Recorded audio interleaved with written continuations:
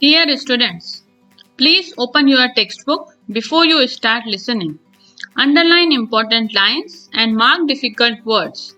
Use earphone or headphone for full concentration. Happy listening and happy learning.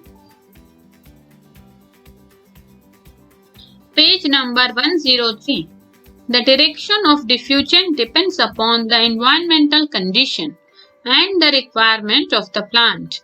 At night, when there is no photosynthesis occurring, CO2 elimination is the major exchange activity going on.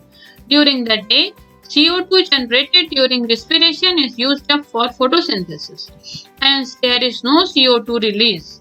Instead, oxygen release is the major event at this time.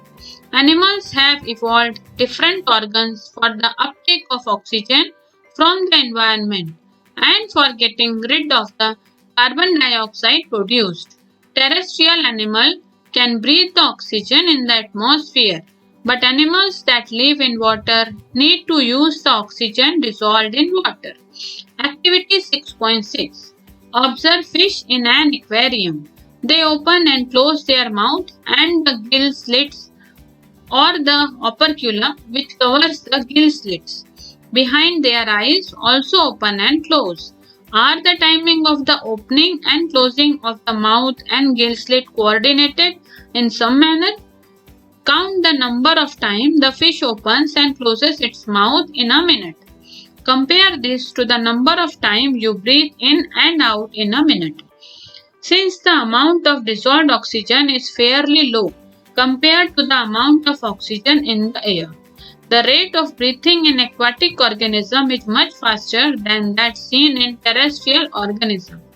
Fishes take in water through their mouth and force it past the gill where the dissolved oxygen is taken up by blood.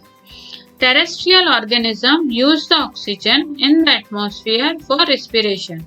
This oxygen is absorbed by different organs in different animals. All these organs have a structure that increases the surface area which is in contact with the oxygen-rich atmosphere. Since the exchange of oxygen and carbon dioxide has to take place across the surface, this surface is very fine and delicate. In order to protect this surface, it is usually placed within the body. So there have to be passages that will take air in this area. In addition, there is a mechanism for moving the air in and out of this area where the oxygen is absorbed. In human beings, figure 6.9, air is taken into the body through the nostrils. The air passing through the nostrils is filtered by fine hair that line the passage. The passage is also lined with mucus, which help in the process. From here, the air passes through the throat and into the lungs. Rings of cartilage are present in the throat. These ensure that the air passage does not collapse. Page number 104. In this page, figure 6.9 shown, that is human respiratory system. Please go through it. Within the lungs, the passage divides into a smaller and a smaller tube which finally terminate in balloon-like structure which are called alveoli, singular alveolus. The alveoli provide a surface where the exchange of gases can take place.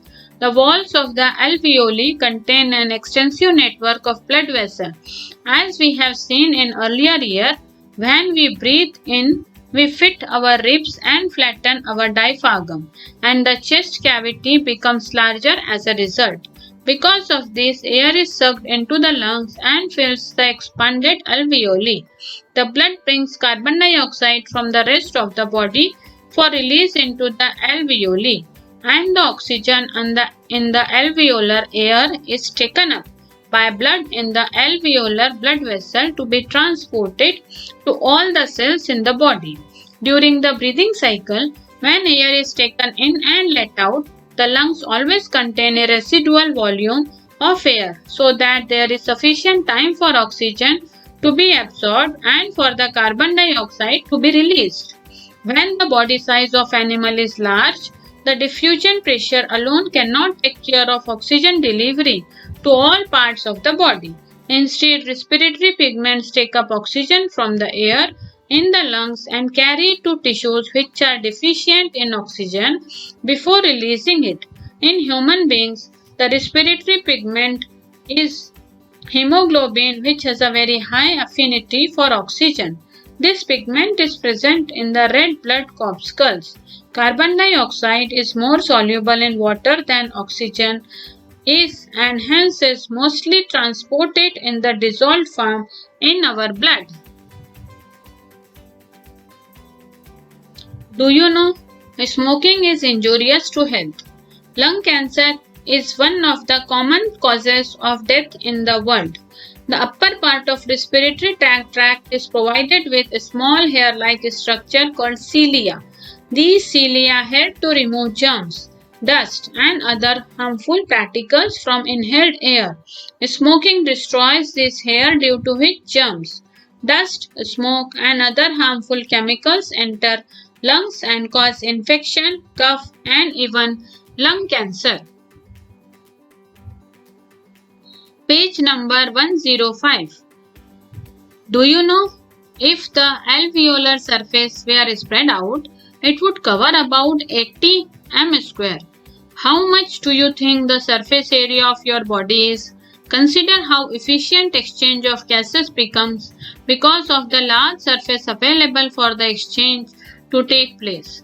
If diffusion were to move oxygen in our body, it is estimated that it would take 3 years for a molecule of oxygen to get to our toes from our lungs. Are not you glad that we have hemoglobin? Questions. Number 1. What advantage over an aquatic organism does a terrestrial organism have with regard to obtaining oxygen for respiration? 2. What are the different ways in which glucose is oxidized to provide energy in various organisms? 3. How is oxygen and carbon dioxide transported in human being? 4. How are the lungs designed in human being to maximize the area of exchange of gases? 6.4. Transportations. 6.4.1. Transportation in human being. Activity 6.7. Visit a health center in your locality and find out what is the normal range of hemoglobin content in human being. Next, is it safe the same for children and adults? Next, is there any difference in the hemoglobin level for men and women? Next, visit a veterinary clinic in your locality. Find out what is the normal range of hemoglobin content in an animal like the buffalo or cow. Next, is this content different in calves, male and female animals? Next, compare the difference seen in male and female human being and animal. Next, how would the difference, if any, be explained? We have seen in very previous section that blood transports food, oxygen and waste material in our bodies. In class 9, we learnt about blood being a fluid connective tissue. Blood consists of a fluid medium called plasma in which the cells are suspended. Plasma transports food, carbon dioxide and nitrogenous waste in dissolved form. Oxygen is carried by the red blood corpuscles. Many other substances like salts are also transported by the blood. We thus need a pumping organ to push blood around the body, a network of tubes to reach all the tissues, and a system in place to ensure that this network can be repaired if damaged. Page number 106. Our pump, the heart. The heart is a muscular organ which is as big as our fist. Figure 6.10. Because both oxygen and carbon dioxide have to be transported by the blood, the heart has different chambers to prevent the oxygen-rich blood from mixing with the blood containing carbon dioxide. The carbon dioxide-rich blood has to reach the lungs for the carbon dioxide to be removed, and the oxygenated blood from the lungs has to be brought back to the heart. This oxygen-rich blood is then pumped to the rest of the body. We can follow this process step by step. Please see in the figure 6.11 and 10. Oxygen-rich blood from the lungs comes to the thin-walled upper chamber of the heart on the left atrium. The left atrium relaxes when it is collecting this blood. It then contracts while the next chamber, the left ventricles, relaxes so that the blood is transferred to it. When the muscular left ventricle contracts in its turn, the blood is pumped out to the body. Deoxygenated blood comes from the body to the upper chamber on the right atrium, as it relaxes. As the right atrium contracts, the corresponding lower chamber, the right ventricle, dilates. This transfers blood to the right ventricle, which in turn pumps it to the lungs for oxygenation. Since ventricles have to pump blood into various organs, they have thicker muscular walls than the atria do. Walls ensure that blood does not flow backward when the atria or ventricles contract. Oxygen enters the blood in the lungs. The separation of the right side and the left side of the heart is useful to keep oxygenated and deoxygenated blood from mixing. Such separation allows a highly efficient supply of oxygen to the body. This is useful in animals that have high energy needs, such as birds and mammals, which constantly use energy to maintain their body temperature. In animals that do not use energy for this purpose, the body temperature depends on the temperature in the environment. Such animals like amphibians or many reptiles have three-chambered heart and tolerate some mixing of the oxygenated and deoxygenated blood streams. Fishes, on the other hand, have only two chambers to their heart, and the blood is pumped to the gills, is oxygenated there, and passes directly to the rest of the body. Thus, blood goes only once through the heart in the fish during one cycle of passage through the body. On the other hand, it goes through the heart twice during each cycle in other vertebrates. This is known as double circulation.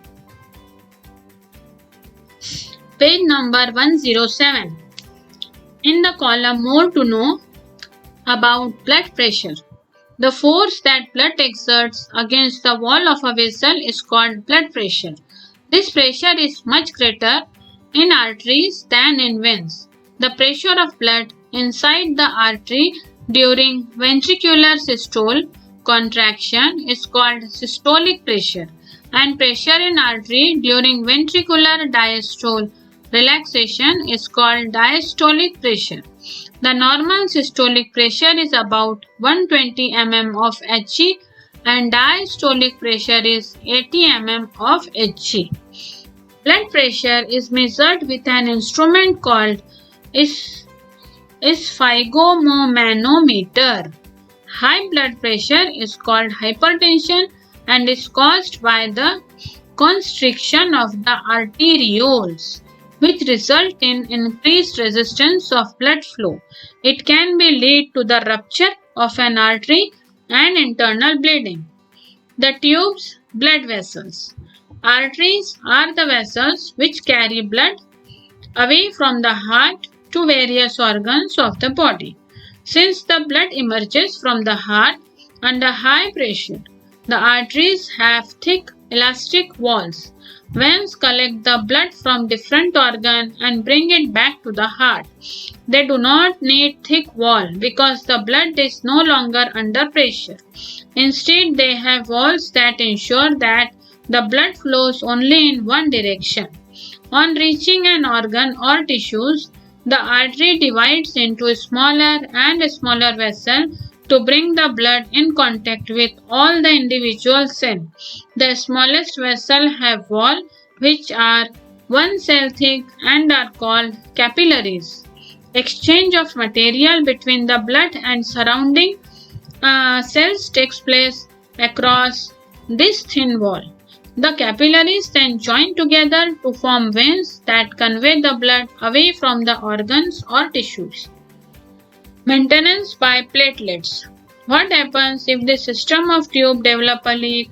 Think about situation when we are injured and start bleeding. Naturally, the loss of blood from the system has to be minimized. In addition, leakage would lead to a loss of pressure, which would reduce the efficiency of the pumping system. Thank you, students. Please listen twice for better understanding. Hope you like the video and subscribe for upcoming videos.